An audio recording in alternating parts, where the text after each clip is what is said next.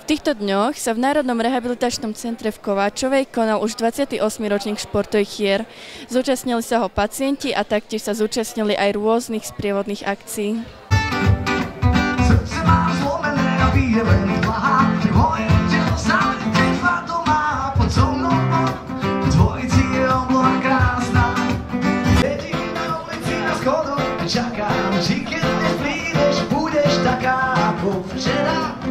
Usmievavá, krásna žena.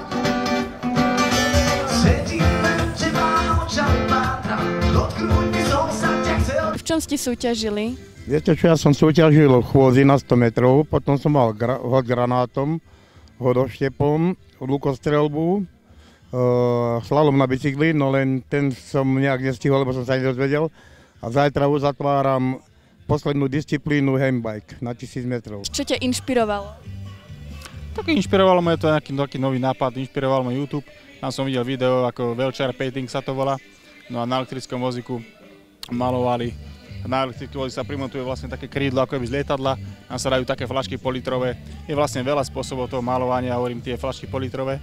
Potom sa nadajú tie farby a ako sa vozím potom v veľkom plátne 4x5 metrov a tam farby stekajú a robia nejaké abstraktné motívy. Už vieš, čo budeš maľovať? Či to je ešte tiež záhadou? Tak nejaké haky, faky, také nejaké bodky tam budú, neviem čo to bude. Budem sa voziť, ako sa mi bude chcieť, ako sa mi bude dať a tak no. Čím viacej farieb dáme také krídlo, tam popicháme tie fľaše, viacej farieb, tak budeme ako slovenská stíhačka vo farbe Slovenskej republiky možno. Alebo vo farbe NRCčka budeme reprezentovať, neviem, uvidíme, čo to ešte bude. Ja som redaktorkou časopisu Inak obdarený, ktorý je venovaný pre ťažko zdravotne postihnutých.